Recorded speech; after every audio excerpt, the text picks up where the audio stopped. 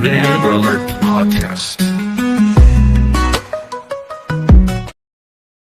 Welcome back, Amber Alert Podcast, episode 104, part 2. And we are jumping back in, picking up where we left off. As I told you in part 1, we were going to talk about the moon. I don't know why my screen got weird and small. There we go. All right. The moon. Okay. So here's the thing. I was actually listening to Lester Sumrall. All right. If you don't know who he is, I mentioned him in part 1. He was an evangelist. He traveled. He literally went into all the world and preached the gospel, as the Bible says to do. And he ended up running into demon-possessed people all over the world, cast a bunch of devils out, healed the sick, in fact, he has a feeding program called Feed the Hungry. In fact, you know what's interesting? I became a partner with that ministry last year, and the guy who runs it now, because Lester Sumrall, he died in 1996. And the guy who's running it now, they send out a monthly newsletter, and you get emails. And he was at my church on Resurrection Sunday just last week, or the beginning of this week, I should say. We got into our new building, and he was there, and my pastor, honored him and recognized him. And I was like, oh, I know who that guy is. He sends me emails. So anyway, Lester Sumrall built that program to feed hungry kids, and it's outlived him by 30 years. It's still going strong. So he was a tremendous man of God. Lester Sumrall was maybe one of the best teachers ever on what it looks like to do the ministry that the Bible calls us to. He just went and did everything. And the Lord sent him back to the United States in his latter years to teach. And so one of the things that he taught quite a bit on was deliverance, casting demons out of people, because when he started in the ministry, like I was saying in part 1, there was no one really talking about it. No one taught on the subject. There's only what you get from the Bible. And I'm not saying that that's insufficient, but it helps sometimes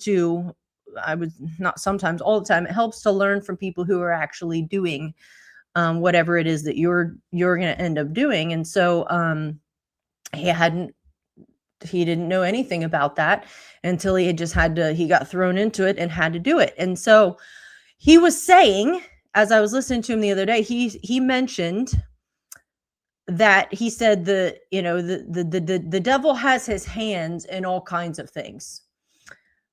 There's really no aspect of society you can look at, and the devil has not infiltrated or completely taking control of that. Look at Hollywood, the influence that comes out of there that has infected the entire world well beyond the United States. Look at education, look at the media, look at religions of the world. You even look at the church. Joseph Z says this all the time. If Satan couldn't stop the church, he did the next best thing, which was to join it and infiltrate it, and then try to sow discord and deceive people from the inside and pit them against each other. So he's everywhere, right? And here's the thing. He was talking about, he said, I don't know if the devil has some type of, I forget the word he used, but some type of setup or something having to do with the moon. And I thought, well, that's interesting. I've actually never heard that before. But in Lester Sumrall, he didn't make a doctrine out of it. He said that requires further study. But I wonder if there's something to it, because as we'll see here, there seems to be a correlation, and I'm not saying causation, but correlation between lunar cycles and erratic behavior, crime, tragic accidents, demonic manifestations, and people who are, what the medical establishment may just call them insane, may slap a diagnosis on them, but oftentimes cases of insanity and where a person's mind is completely messed up is actually demonic possession. And you're not going to get that from a medical professional. No psychologist, unless they're a Christian who knows about these things, would ever say that. But many times that's true. The person's not insane. There's a spirit of insanity that needs to be cast out. And when you deliver them, they're going to be fine. They're not actually messed up. And so there seems to be ties to the cycles of the moon. Now, I'm going to get into all this, but we know that Satan was cast out, was kicked out of heaven, right? And he was cast down to the earth. But is he bound to the earth alone? Well, the Bible doesn't necessarily say. He is referred to as the prince of the power of the air. We have this idea of a first, second, and third heaven. God is in the third heaven, and then we typically have this understanding of the second heaven as the spirit realm, where Satan is, where demons may come and go. Obviously, they're very active here on earth, but are they bound here? Well, not necessarily. And are other planets or places in our solar system off limits? Well, the Bible doesn't say. Excuse me. Could feel a sneeze coming. So is like the moon off limits? If Satan is cast out of heaven, here's the thing. There's no timeline either. We don't know how long. Am I going to sneeze again? Sorry. I've been sneezing a lot. So if I stop and have to suddenly, it just is what it is. Anyway, so is the moon off limits? Well, if Satan got cast down to Earth, Earth is part of like the solar system, right? Earth is like a created thing. So could Satan access the other planets or the moon? I don't see why not. Now, I'm not saying that the moon is evil. Obviously, God made the moon. God made the sun, and they serve a purpose. Like, we need them, right? So I'm not saying that they're evil or anything. But is there some type of something he's been able to harness and use to influence humanity? You can kind of make a case for it. So we're going to read some stuff here. And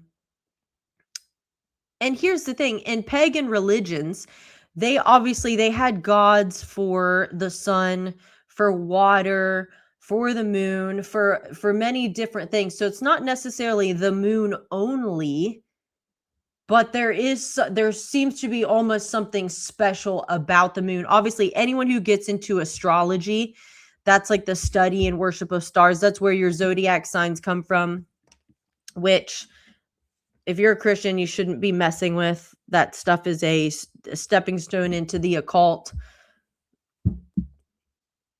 Just for your own sake, stay away from it. You shouldn't have just stay away from it. That this stuff is forbidden in scripture, right? And then I don't remember off the top of my head, but I know in the book of Enoch, it does talk about when these watchers fell, these fallen angels transgressed, and they began to teach things to humans that they never were supposed to teach them. Part of that had to do with reading like the stars and stuff like that, which we see the Bible forbids. So we'll get into it. Why does the moon affect behavior? And why does it especially affect those who are demon possessed? Is there something to it? Kind of seems that way, but we'll start reading and talk about it. So the idea is extremely old, thousands of years. The connection between the moon and madness goes way back. The word lunatic comes from Latin lunaticus, meaning moonstruck. So when we call someone a lunatic, obviously luna That's the Latin word for moon. And then tick means, I forget what tick means. Oh, well, moonstruck. That's literally what it means. It says right there. Ancient writers like Pliny the Elder believed the full moon caused epilepsy and insanity. Now, why would he think that? You know what I'm saying? Early medicine thought the moon affected the brain because the body contains water like tides. Even the King James Bible used the term lunatic to describe seizure like conditions.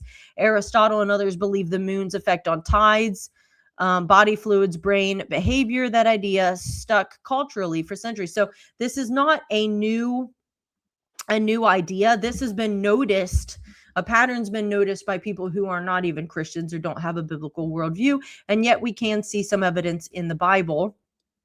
And a lot of this, the people that I'm going to talk about were heavily into deliverance ministry, and they all seem to notice it. The only person I had heard talk about it was Lester Sumrall, but when I did a little bit of research into it, I found other names I recognize who were generals of the faith also noticed it. So if they're all talking about it, there seems to be something there. So let's keep reading.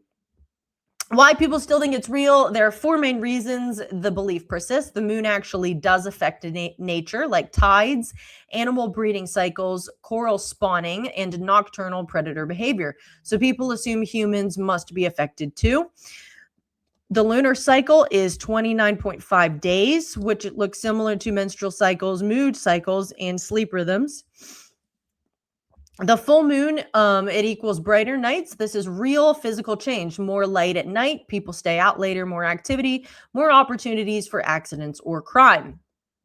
So that, that could be true. Some crime research found more outdoor crime during brighter full moon nights, possibly because people are out more and visibility is higher. This is an insanity, just behavior change from light. But here's the thing. I feel like the opposite would make sense. I've been outside when there's been a full moon and I've had a shadow at night. You can really see very well. If I was going to commit a crime, I would want to do it when it's darkest outside, so I don't get seen and caught. You know what I'm saying? So that doesn't really make sense, but whatever. I don't know. That's what. See, that would be why I would maybe think, is there something to the full moon that drives people to crime, and it has nothing to do with visibility. There's just like all of a sudden I have an urge to go commit a crime. And then you would have to question, well, why is that? Because again, you kind of want cover of darkness if you're doing something illegal. That's why people tint their windows when they sell drugs and stuff like that. Next. Psychological confirmation bias. People remember weird things on full moons, but ignore weird things on other nights. This is called illusionary correlation, perceiving patterns that aren't real. Well, I would disagree with that. Not that that isn't a thing, but I don't think that you can just dismiss it and say, well, the only reason you're noticing is because it was a full moon and you happen to remember. But, obviously people are noticing patterns for a reason. Example, full moon plus crazy ER night is remembered. New moon plus crazy ER night is forgotten. After years, staff became convinced. No, actually, if you talk to people, they can tell you. And especially if there's like a super moon or something. I've heard nurses talk about it. They're like, it's bad enough to work in the ER when there's a full moon, but thank God I'm not scheduled to work because there's a super moon. I've actually heard people say that. So they've noticed something.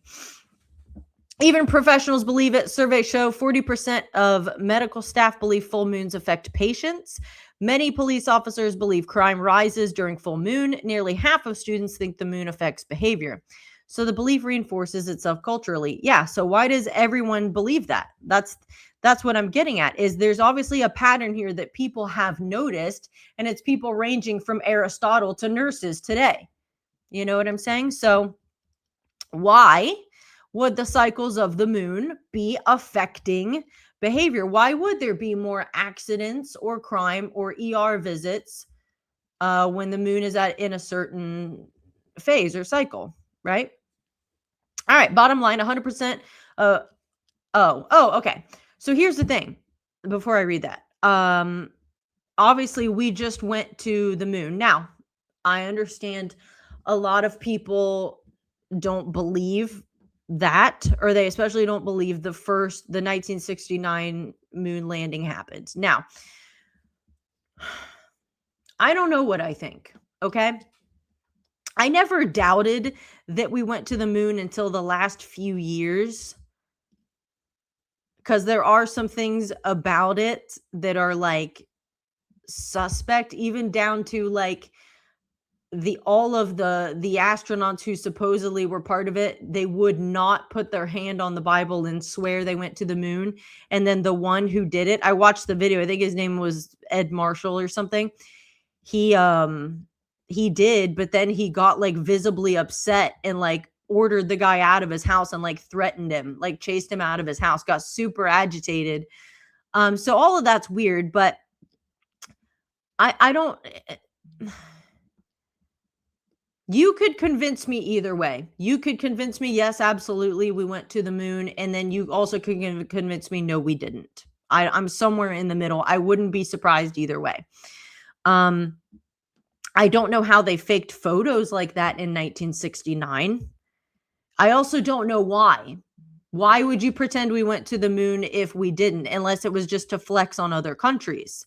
Because all of the there's like this whole race to the moon thing, and then there's still especially with the talk of like aliens, and then we had this 3-eye atlas thing going on last year, and nothing came of it. But all that talk, and then you've got Elon Musk, Occupy Mars. There's sort of a race for space. So there's like the race to the moon, and then there's like the race for space. Like, we're going to explore space. We're going to set up shop on Mars or something. We're almost like there's like a competition against other countries, which I think is dumb, but it is what it is. So I wondered, because we just sent a mission to the moon, right? In fact, they're supposed to be back in about an hour and 20 minutes, splashing down off the coast of California or something like that. Took them 10 days. All of the missions to the moon happened during a time of war. So that's what this is that I was about to read. 100% of human moon missions happened during the Cold War. 100% of moon landings happened during the Vietnam War. The entire moon race was driven by wartime geopolitical rivalry. The moon program wasn't just science, it was a technological show of dominance during a global conflict. Okay, but I also find it interesting that we're now in the middle of a conflict with Iran, which I guess you could call a war, and we go to the moon again.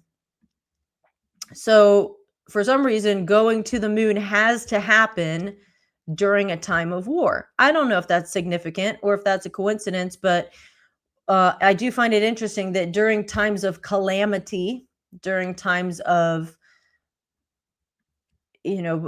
trouble, people, bad things happening, that there's an uptick of supernatural encounters, not in a good way, evil encounters, strange sightings that don't seem good. And then you have this whole situation with the moon also happening during a time of war every time. Again, it could be a flex on other countries.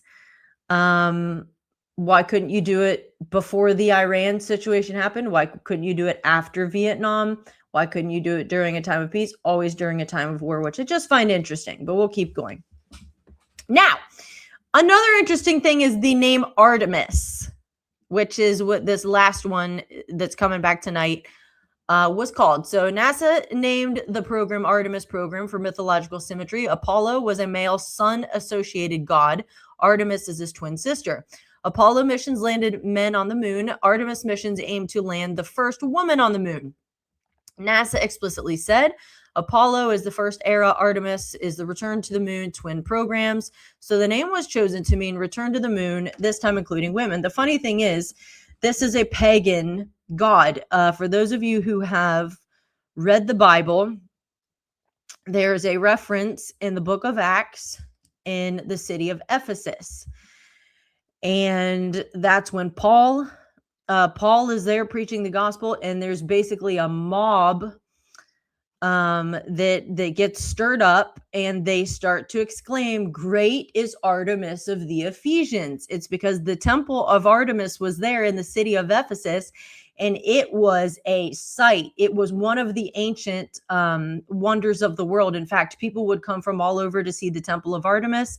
Artemis was a female pagan god, and it dominated the city. There were female religious leaders associated with that cult, which is what I find interesting, that when in First Timothy, Paul is actually writing to Timothy, and Timothy is in Ephesus.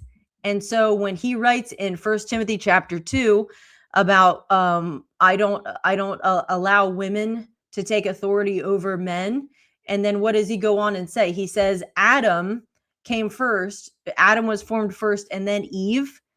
And if you pay attention, Artemis in this cult, many of them believed. So Artemis and Apollo, like we were just reading, were in this pagan cult.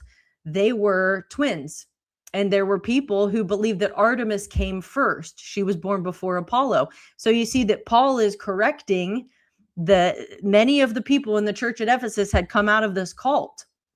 And then he appeals to creation. Adam was actually formed first, and then Eve. And then he goes on to say, you'll be saved in childbearing. Well, what does that have to do with anything, Paul? Again, Artemis was a god of fertility, and she was actually seen as a midwife. So Paul is addressing a specific issue there associated with that cult of Artemis in the city of Ephesus at the time where Timothy was. But anyway, so you see that in the Bible. And so I just find it interesting that here we are in today's day and age, and we are naming our moon missions off of pagan, evil, ancient gods. Why do that? Why do that? Anyway. Next. So this is where we get into the Bible. So direct worship of the moon is condemned. This is the most explicit one. And lest thou lift up thine eyes unto heaven, and when thou seest the sun and the moon and the stars, shouldest be driven to worship them. Whatever. This is why I don't read King James. That's in Deuteronomy 4:19. So here you have the sun, the moon, and the stars are grouped as objects people wrongly worshipped. It is explicitly condemned in the Bible to worship the moon or the sun or the stars. So you can't do your horoscope and it be fine. Anyway, worship of the host of heaven includes the moon. So they left all the commandments and worshipped all the host of heaven. That's in 2 Kings 17:16. Host of heaven means sun, moon, and stars, or astral worship, or astrology, not to be confused with astronomy. Another one, they worship the sun and the moon and the constellations. That's in 2 Kings 23:5. So that's a direct moon worship reference. Moon worship tied to idolatry and false gods. Those who bow on the roofs to worship the host of heaven. Zephaniah 1:5. People literally went onto rooftops to worship the moon, the stars, and the planetary gods. This was Babylonian style astral religion. So we see that again, God made all of these things. He made the sun, he made the moon, he made the stars. So those things in and of themselves are not evil. But here's the thing. What does the devil want? Obviously, he wants to be worshipped. Remember, he tried to exalt himself and be like the Most High God. He wanted to usurp God's authority and take his place. That did not work. He got himself thrown out of heaven. But if he can't get you to worship him, he'll get you to worship anything other than God. So if he can get you to worship yourself, great. If he can get you to worship the sun, great. Worship any idol in your life, make a weird little idol of whatever, get you to worship that. It doesn't matter, because here's the thing. Broad is the way that leads to destruction, and there's one narrow way that leads to everlasting life. So you can believe anything, or you can believe nothing. It doesn't matter. Throw a dart at the board. All you have to do is not believe one thing, which is why there's a narrow way. There's one way to heaven. It's through a person named Jesus. And so if Satan can get you to either you can be an atheist or you can be a Satan worshiper or anything in between, doesn't matter as long as you don't receive Jesus. So if he's able to harness anything in creation and stir people up to worship that instead of God, that is a win for him. So that doesn't mean that the moon has become evil. It means if it's elevated to that position in your life, you've crossed a line, and also scripture condemned that. Obviously, this is condemned in scripture because someone was doing it. He's like, I got to correct this and tell them not to do it. Someone's out there doing it, which I think came from the Watchers when they, going back to Genesis 6, had this communication and access in inappropriate relationship with humanity. And it wasn't just sexual that created the Nephilim, but they also taught them certain things. And part of that was like astrology. So, am I saying Satan has a base on the moon? No, I'm not. I'm simply saying it seems something about the moon has become linked or very influential when it comes to demonic activity and the occult, crime, insanity, things like that. And you don't see that with the sun or stars necessarily. It's like just the moon. And so why is that? I don't know. That's what we're trying to figure out. So, the moon is connected with false spiritual powers. This is one of the strongest. They burned incense to Baal, to the sun, and to the moon. That's in Jeremiah 8:2. Here, the moon is grouped with Baal worship, which is clearly false god worship. So it's not a new thing for us to notice patterns with the moon and with kind of something evil happening. This has been a long-standing thing. The moon is connected with occult calendar worship. Another example from 2 Kings 21:3, they worshipped all the host of heaven and served Baal. This includes astrology, lunar cycles, and celestial worship. These were considered idolatry influenced by pagan religion. And notice that this always was condemned. God never was like, yeah, that's fine since I made it. He's like, no, you worship me and me alone. Lunatic in the New Testament. This is interesting linguistically in the KJV. Lord, have mercy on my son, for he is lunatic. That's in Matthew 17:5. The Greek word is whatever, I can't say that, meaning moonstruck. That's literally what it means, moonstruck or affected by the moon.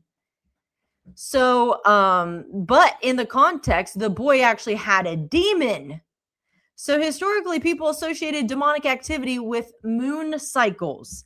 That is very interesting. Again, the word lunatic, that we call someone a lunatic, they're crazy, it actually means moonstruck or affected by the moon. And then in that context there, that's what the father said, my son is moonstruck. He's affected by the moon. And then Jesus doesn't rebuke the moon or whatever. He goes in and casts the devil out of the boy.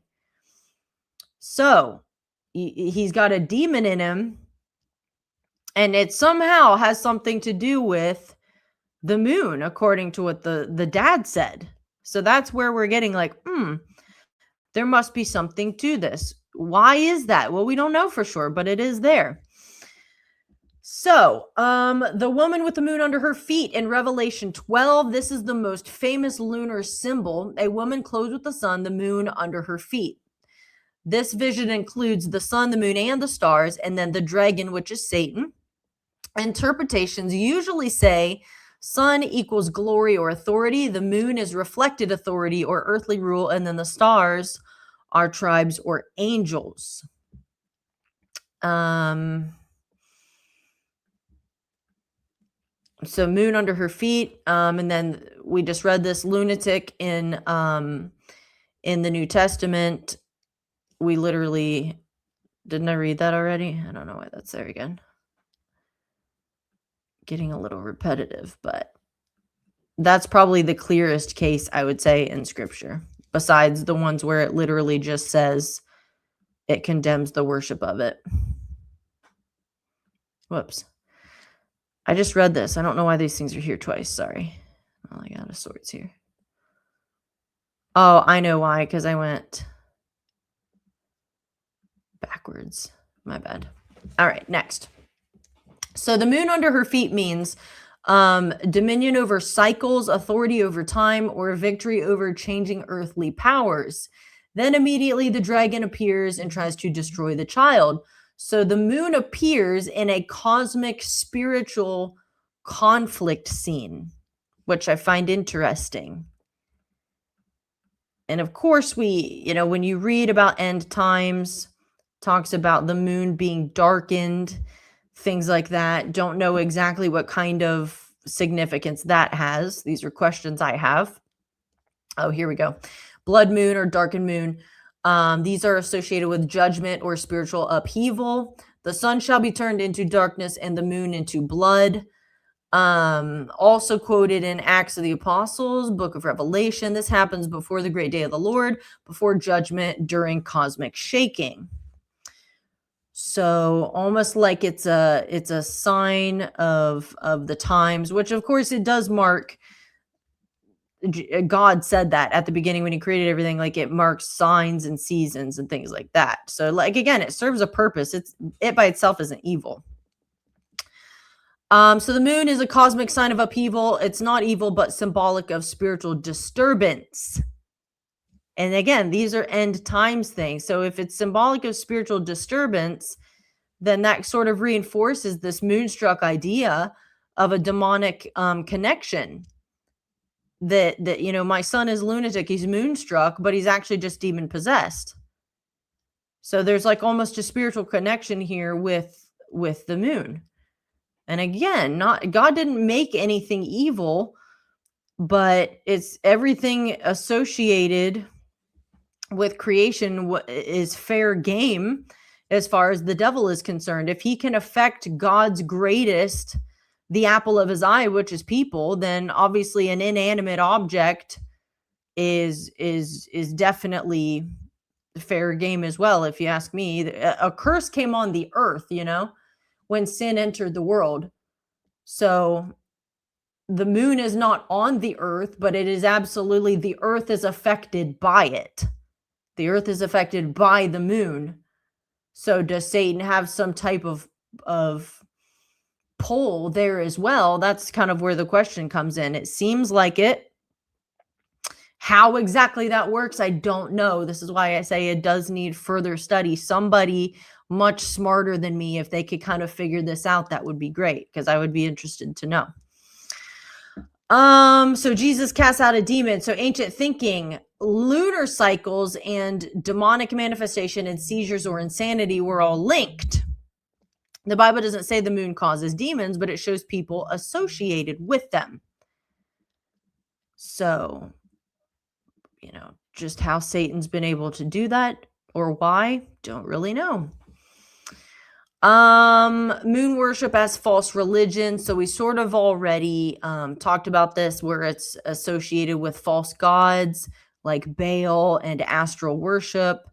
And Babylon was really like the hub for all of that. And still people in the occult can trace everything they do back to Babylon.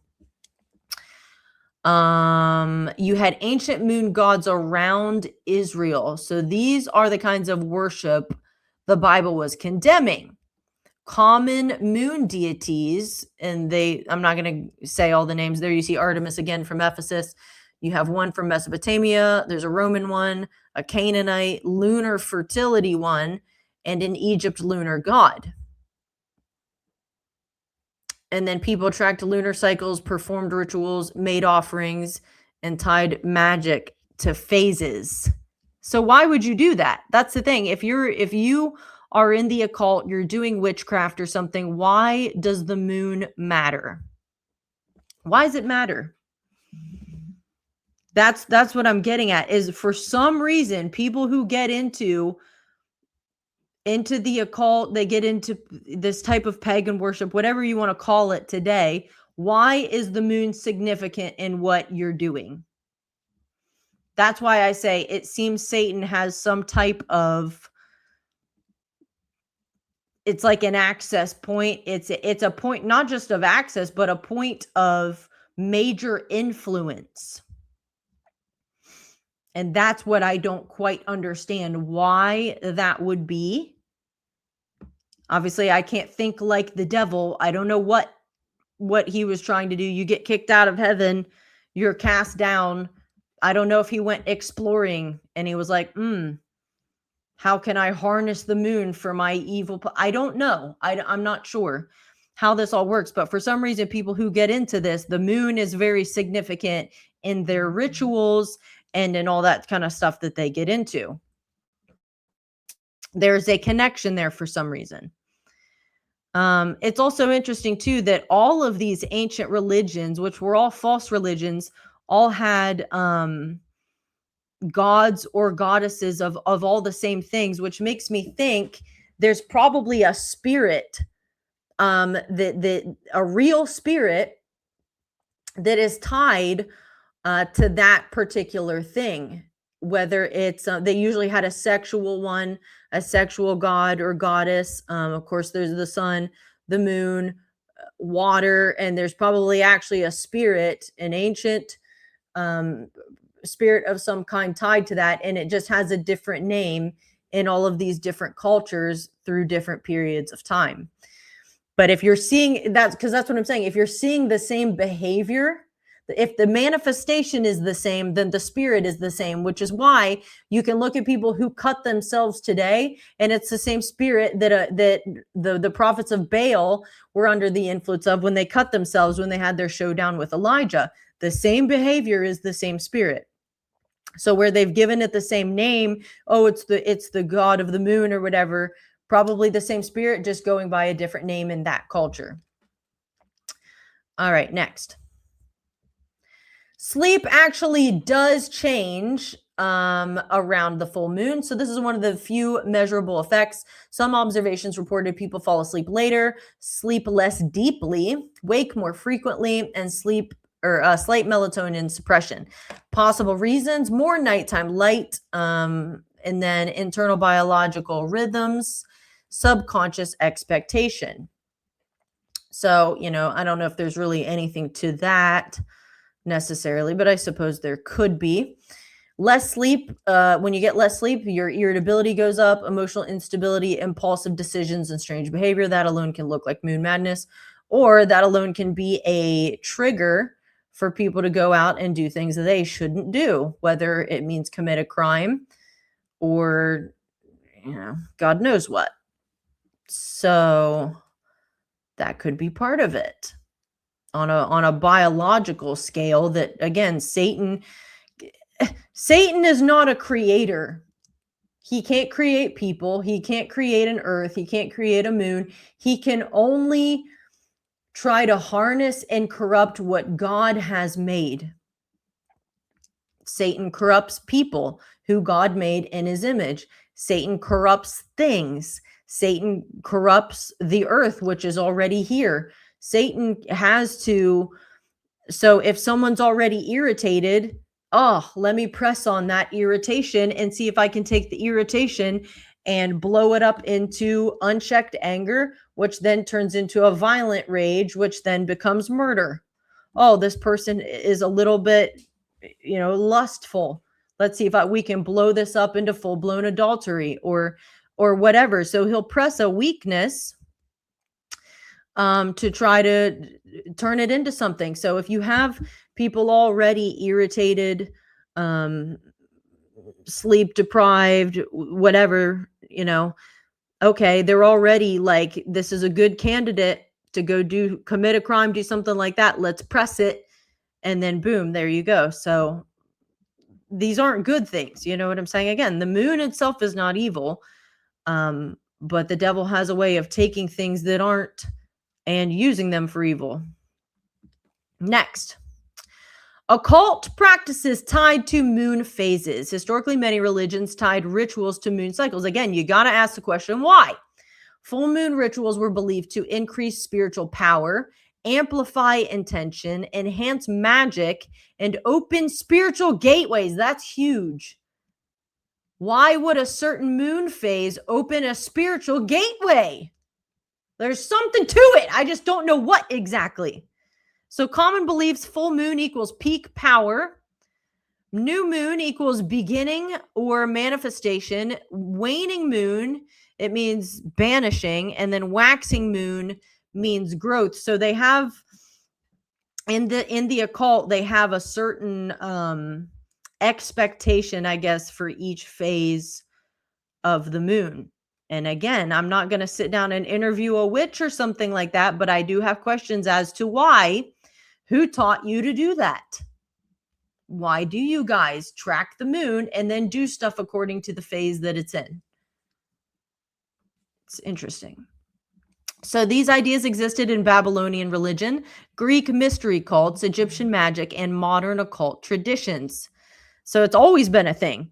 This is why some people today still talk about full moon rituals, charging crystals, and manifestation ceremonies. The Bible warns against this type of practice indirectly when condemning host of heaven worship, astrology, and moon worship. So God knew obviously what people were doing then, what they would continue to do. And he's like, hey, absolutely don't do that. You're going to open yourself up to some stuff that I don't want you to be messing with.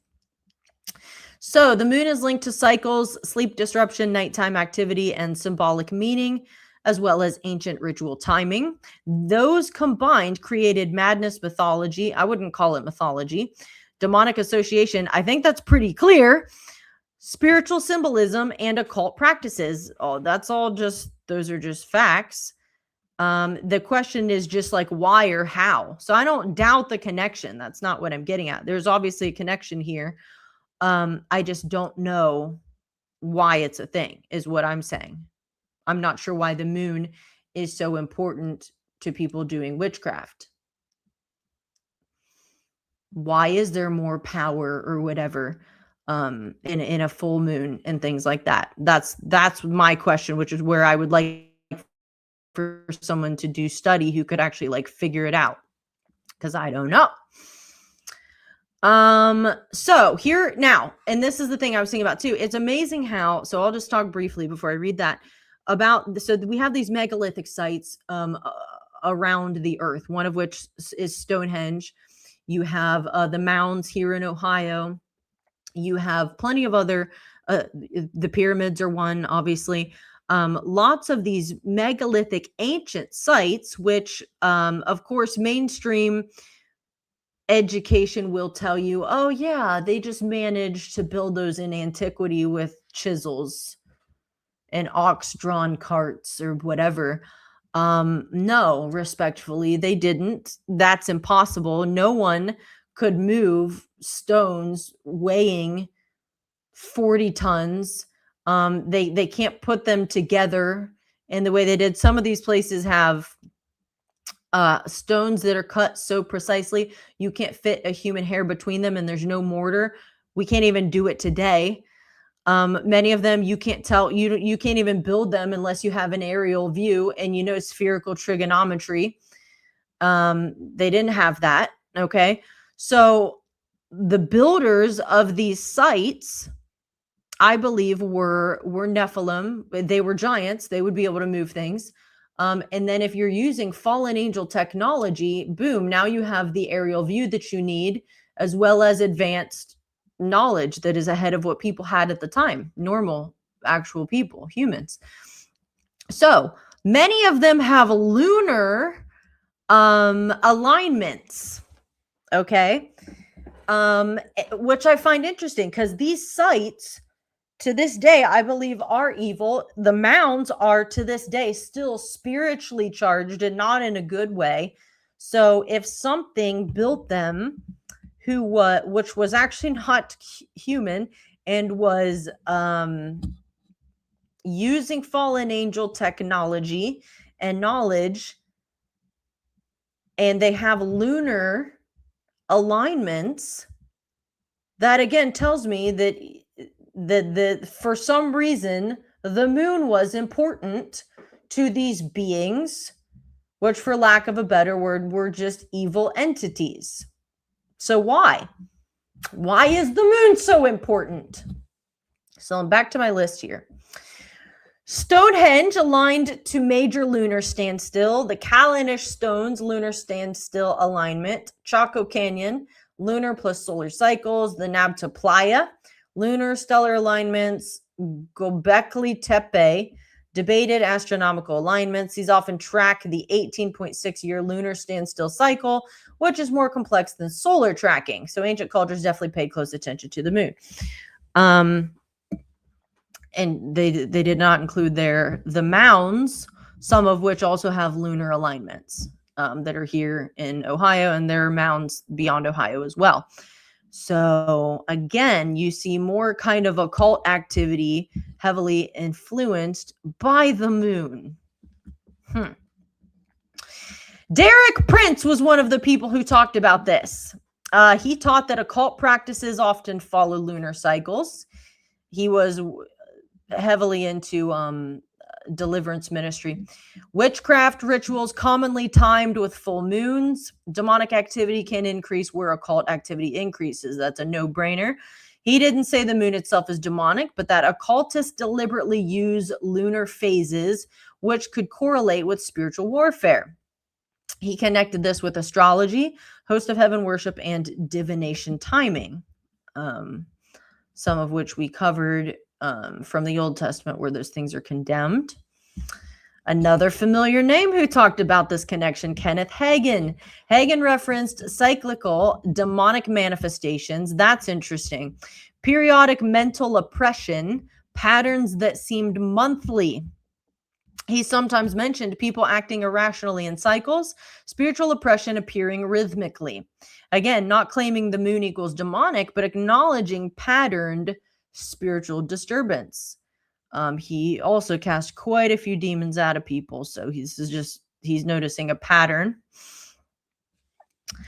Win Worley, he was more explicit. He taught that some deliverance cases intensified during full moon. Mental oppression sometimes followed cycles. Occult practitioners intentionally used lunar timing. This was based on deliverance ministry observations, not formal doctrine. So obviously he's speaking from experience. And then I already mentioned Lester Sumrall. Another one, Frank Hammond, co-author of Pigs in the Parlor. I've read that book. It's a good book. He wrote that demonic manifestations can follow cycles. Occult practice is often scheduled with moon phases. Spiritual oppression may appear rhythmically. So they all noticed the same thing, and these people really didn't have anything to do with each other. They all were just in the business of casting demons out of people, and they all noticed the same thing. Lester Sumrall as well. So he tied it to astrology, occult calendars, and ritual timing, which is basically exactly what Derek Prince said. And then we have another familiar name. Where did it go? Here. Chuck Missler. Missler discussed lunatic in Matthew 17. I know Derek Prince discussed it as well. The Greek meaning moonstruck, demon possession in that passage. He suggested ancient cultures linked lunar cycles with demonic manifestations. There may be cyclical the vulnerability. He didn't claim proof, but entertained the possibility, which is basically exactly what Lester Sumrall said. He said, someone needs to study this because there's an apparent correlation somehow, but we don't know to what extent. The theological logic behind this idea. These teachers usually reasoned the Bible condemns moon worship, occult rituals use lunar cycles, demonic activity accompanies occult practices. Therefore, lunar cycles may correlate indirectly. So the idea is the moon phase to occult activity to demonic influence, not moon to demons directly. Obviously, you get into the occult, you're going to get demon possessed. So now here's what I was sort of talking about at the beginning, that the devil is referred to as the prince of the power of the air. And the what it says is the prince of the power of the air, the spirit that now works in the sons of disobedience. That's in Ephesians 2. So the Greek breakdown is, what is that? Archon, ruler or prince, whatever, authority, domain, and then of the air or atmosphere. Most Bible scholars interpret this as Satan influencing the world system, air meaning the spiritual realm around humanity, not necessarily outer space, although I would say it also doesn't not include outer space. It could. Satan moves between heaven and earth. So one interesting passage is in the book of Job, where Satan shows up and God says, "Where have you come from?" And he said, "From going to and fro on the earth and from walking up and down in it." So this shows Satan moving around on the earth, appearing in a heavenly setting afterwards. So he isn't described as confined to one physical place. Not yet, but he's going to be. And then the last thing to read here, heavenly places where spiritual beings operate. So Paul writes, our struggle is against spiritual forces of evil in the heavenly places.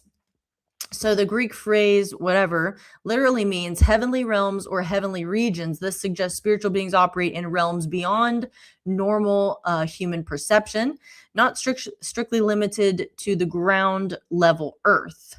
But again, it doesn't specify where specifically. So this is, what do we do with this? I don't know exactly. I just know anyone who is like affected by the moon, there might be something to look at there, especially if they're out of their mind or acting out of their mind. Again, that's why I wouldn't touch horoscopes, zodiac, stay away from astrology, and definitely stay away from the occult. Definitely. But I don't know. Why? Why does the moon show up as so important when people do witchcraft? Why would people's erratic behavior come in cycles that align with the moon phases? What has Satan been able to do concerning the moon that it would become so influential in the spirit realm, which then of course affects humanity? These are my questions. I don't know how. I'm not saying I don't think Satan lives on the moon. I don't know.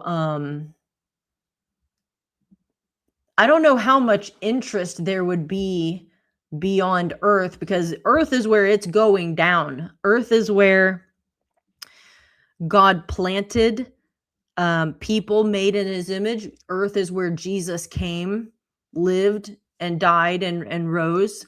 Earth is where he's coming back to. So Earth is central in the Bible. This is what it's all about, right? But again, the moon affects the earth. The sun affects the earth. So I don't know. I found it an interesting subject that when Lester Sumrall said that, I thought, that makes sense. It totally makes sense. I just don't know what exactly the devil's been able to do concerning the moon, that it's now been seemingly harnessed to have so much influence in the occult and in demon-possessed people, which of course affects people's minds. I'm not saying every person who has mental issues is demon-possessed. I understand you can chemically figure some things out there, but oftentimes a lot of mental problems, you get the person set free and they're going to be fine. A guy by the name of Mahesh Chavda, when he was a young Christian, he moved to the United States from Kenya, and he started working at this state school in Texas, and the kids there were, all of them, like mentally messed up, and they were just like wards of the state. Their parents didn't want them. They had nobody. And in one case, there was a boy named Stevie who I think was a teenager, maybe 16, and he would hit himself. And it was so bad that he had to have his arms put in, they put they strapped something to his arms to keep them out like this so that he couldn't reach his face, because he was destroying his own face. So other kids in the school realized that if they knocked him down, he couldn't brace himself and he would fall flat on his face, and the other kids would knock him over and laugh at him, and he'd have a bloody nose, a busted lip, And he was out of his mind. He had I think mental acuity of like a 2-year-old or something, and he was like 16. So Mahesh, he dealt with these kids in different buildings at the state school. And one day he's in there with Stevie working with him, and the Spirit of God spoke to him and said, this kind only comes out by prayer and fasting. And he thought, what? And the Lord spoke to him and said, start fasting. And so Mahesh was like, all right. So he starts fasting, and he just thought that meant no food or water. So he does no food or water for 3 days, and he was so thirsty. And then finally on day 3, the Lord said, you can drink water. So he started drinking water, but he kept fasting food. And then I forget how many days went by, but he was in there again, at work, and he's working with Stevie, and the Lord said, now deal, you need to cast this out, something like that. And he never realized that the problem with this kid was a demon. He didn't know that. He just thought it was a mental, whatever the diagnosis was. And so he prays for him. I don't know. Come out in Jesus' name, something. And the kid ends up, something hits him, and he goes flying back across the room into the wall and sinks to the floor. And so Mahesh goes over to help him up. And he said, when he looked up at me, he said his face was like clear. He said he looked so different, and the way he looked at me was different. And then from then on, he never hurt himself again. He was able to get his arms out of those things.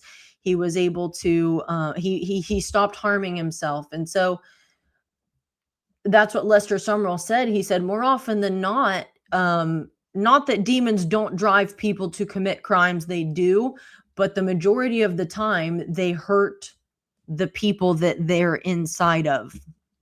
And there's a lot more self harm than there is harm against other people, although of course that happens too. I forget why I got on that subject. Just because if people who are mentally, we call them mentally ill, they're not right in the head, they're crazy, blah, blah, blah. But so many of their episodes come in cycles, which apparently, according to people well-versed in deliverance, have seen them. They seem to somehow be tied to the lunar cycles or the phases of the moon, which again just begs the question, why is there a connection there, and how? What's going on with the moon there that's so such a heavy influence on demonic activity, whether in occult rituals or just in people who need to be delivered? I don't know what the connection is. I just find it interesting. If someone knows of further study on the subject, I would be very interested to learn about it. It may not be something we'll understand in this life. And I don't know with the stuff happening with the moon in the end days, like we read about the sun being darkened and the moon turning to blood. What does that mean? What do the cosmic, those types of events, that type of change in the sun, in the moon, what do those things have to do with what's going on Earth that is affecting people? Is it a signal? Does it change energy, or you know what I'm saying? I don't know. Like, that it's got to mean something. And I don't know, maybe we'll only understand it when we're in heaven, but it's just an interesting concept, interesting study, something I would love to understand better. Bottom line is, though, just maybe stay away from people who are into astrology, who are affected by the moon. Might be some deeper problems there. All right, that's it for part 2. Let me pop these up. We're going to take a short break, and then we'll go into part 3. These are the ways to find me. Contact, follow. I will post everything on Substack, Rumble, and Spotify at the end of the night. And then those are the other places where I exist. These are the ways to support this podcast if you would like to. If anyone has, in part 2, I always like to talk about either a conspiracy theory or something supernatural, something, just beyond normalcy. If anyone ever has a suggestion, like if you're like, oh, have you ever heard of this? If there's something to it, I'm happy to look into it and talk about it. Because I find that stuff interesting. Now, I've heard plenty of things over the years that I looked into them and I don't really think there's much to them. There are conspiracy theories about everything, and there are all kinds of myths and legends that you can't find a lot of substance to it. It doesn't mean that someone didn't have a real encounter at some point, but is it necessarily like a thing? I don't, if I can't find enough on it, then it's not really worth talking about. But some stuff, even if I don't believe it, doesn't mean that I won't share it and talk about it. For example, the whole conspiracy theory that Vladimir Putin is actually a body double, that the real one was killed in like 2010 or something, and this is a body double. I don't personally believe that, but I still don't mind sharing what other people have said about it and why they think so. Because I'm not gonna tell anyone what to think. You make up your own mind. I'll try to give you facts about whatever subject, and then you make up your own mind. And if you differ with me, that's fine. God bless you. All right. It's 7:31. I'm going to come back at 7:40 and we'll start part 3. It'll be a different live video on, where am I? X, Instagram, and Rumble. All right. I'll see you there. Goodbye.